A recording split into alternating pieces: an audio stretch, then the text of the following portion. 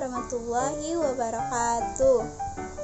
Sebelum memulai pembelajaran pada hari ini, ada baiknya kita mengucapkan basmalah. Bismillahirrahmanirrahim. Ibu harapkan kalian masih tetap semangat seperti hari-hari sebelumnya, karena kita hari ini akan mempelajari tentang paradigma IPS di Indonesia. Hari ini kita akan mempelajari 3 materi. Yang pertama adalah pengertian paradigma, yang kedua adalah paradigma IPS, yang ketiga adalah paradigma IPS di Indonesia. Paradigma IPS di Indonesia. Pengertian paradigma secara terminologis menurut Thomas S. Kuhn dalam bukunya yang berjudul The Structure of Scientific Revolution. Intisari pengertian paradigma adalah suatu asumsi-asumsi dasar dan asumsi-asumsi teoritis yang umum atau merupakan suatu sumber nilai sehingga merupakan suatu sumber hukum-hukum, metode, serta penerapan dalam ilmu pengetahuan, sehingga sangat menentukan sifat, ciri, serta karakter ilmu pengetahuan itu sendiri.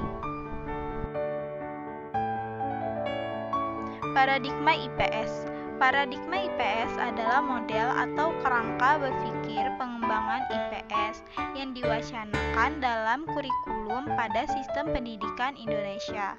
Dan IPS merupakan studi yang mempelajari tentang masyarakat atau manusia dan merupakan ilmu pengetahuan sosial yang diambil dari ilmu sosial. Ada 3 istilah yang termasuk bidang pengetahuan sosial, yaitu ilmu sosial, studi sosial, dan ilmu pengetahuan sosial. Ilmu sosial. Nursi Sumatmaja menyatakan bahwa ilmu sosial adalah cabang ilmu pengetahuan yang mempelajari tingkah laku manusia, baik secara perorangan maupun tingkah laku kelompok. Oleh karena itu, ilmu sosial adalah ilmu yang mempelajari tingkah laku manusia dan mempelajari manusia sebagai anggota masyarakat. Ahmad Sanusi memberikan batasan tentang ilmu sosial. Ilmu sosial terdiri disiplin-disiplin ilmu pengetahuan sosial yang bertaraf akademis dan biasanya dipelajari pada tingkat perguruan tinggi, makin lanjut makin ilmiah.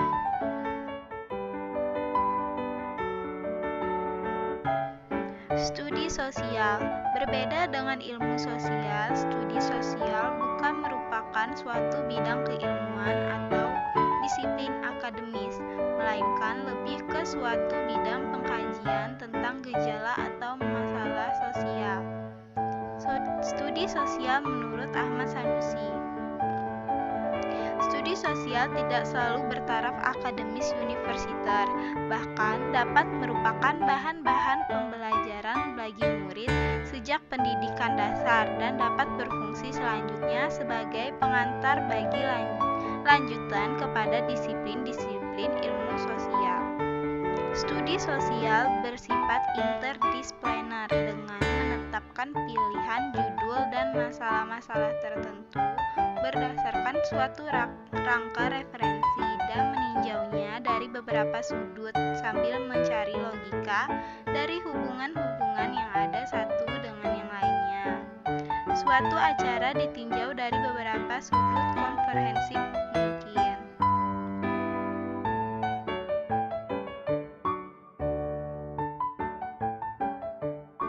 IPS. Mulyono TJ memberikan batasan IPS, yaitu suatu pendekatan interdisipliner dari pembelajaran ilmu-ilmu sosial. IPS merupakan integrasi dari berbagai cabang ilmu-ilmu sosial, seperti sosiologi, antropologi, psikologi sosial, sejarah, geografi, ekonomi, ilmu politik, dan lain sebagainya. Hal ini lebih ditegaskan lagi oleh Saidia Hajo bahwa IPS merupakan hasil kombinasi atau hasil perpaduan dari sejumlah mata pelajaran seperti geografi, ekonomi, sejarah, sosiologi, antropologi, dan politik.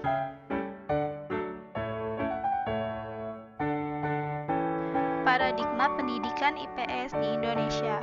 Pemikiran mengenai konsep pendidikan IPS di Indonesia banyak dipengaruhi oleh pemikiran social study di Amerika Serikat sebagai salah satu negara yang memiliki pengalaman panjang dan reputasi akademis yang signifikan dalam bidang ini.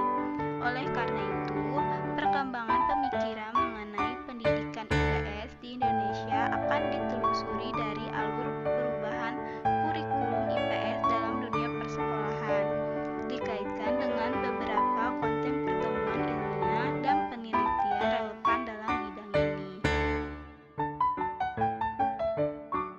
Istilah IPS sejauh yang dapat ditelusuri untuk pertama kalinya muncul dalam Seminar Nasional tentang Civic Education tahun 1972 di Tawangmangu, Solo.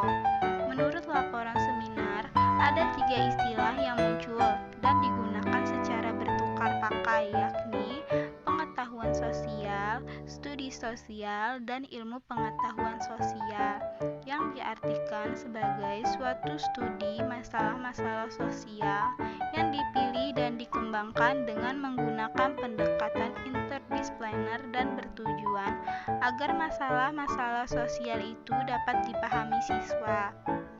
Dengan demikian, para siswa dapat menghadapi dan memecahkan masalah sosial sehari-hari. Pada saat itu, konsep IPS tersebut belum masuk ke dalam kurikulum sekolah, tetapi baru dalam wacana akademis yang muncul dalam seminar tersebut. Kemunculan istilah tersebut bersamaan dengan munculnya istilah ilmu pengetahuan alam atau IPA dalam wacana akademis pendidikan sains. Pengertian IPS yang disepakati dalam seminar tersebut dapat dianggap sebagai pilar pertama dalam perkembangan pemikiran tentang pendidikan IPS, berbeda dengan pemunculan pengertian social study dari Edgar Bruce Wesley yang segera dapat respon akademis secara meluas dan melahirkan kontroversi akademik. Pemunculan pengertian IPS dengan mudah dapat diterima dengan sedikit komentar. Konsep IPS untuk pertama kalinya masuk ke dalam dunia persekolahan pada tahun 1972 sampai 1973, yakni dalam kurikulum proyek Perintis Sekolah Pembangunan IKIP Bandung.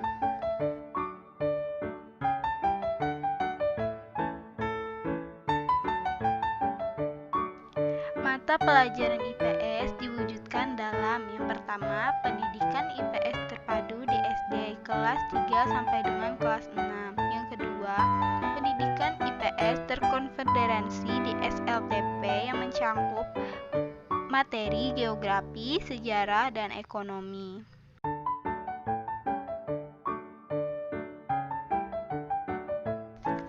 Perkembangan pemikiran yang berkembang di Indonesia sampai saat ini, pendidikan IPS terpilah dalam 2 arah, yakni 1. PIPS untuk dunia persekolahan yang pada dasarnya merupakan penyederhanaan dari ilmu-ilmu sosial yang diorganisasikan secara psikopedagogis untuk tujuan pendidikan persekolahan. Yang kedua adalah PDIPS untuk perguruan tinggi pendidikan guru IPS yang pada dasarnya merupakan penyeleksian dan pengorganisasian secara ilmiah dan metafisiko-pedagogis dari ilmu-ilmu sosial.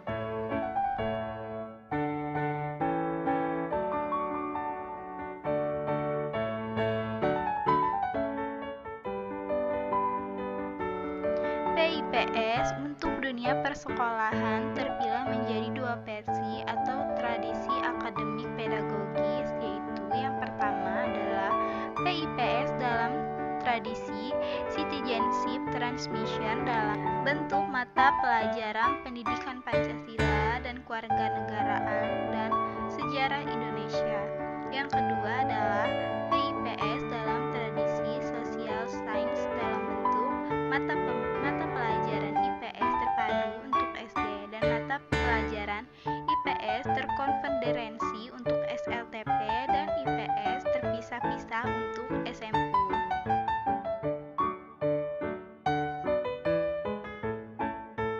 Selesai sudah pembelajaran hari ini, ada baiknya kita menutup pembelajaran dengan mengucapkan hamdalah. Alhamdulillahirabbil alamin. Ibu harapkan kalian di pembelajaran seterusnya akan terus mengingat pembelajaran hari ini dan tetap semangat. Assalamualaikum warahmatullahi wabarakatuh.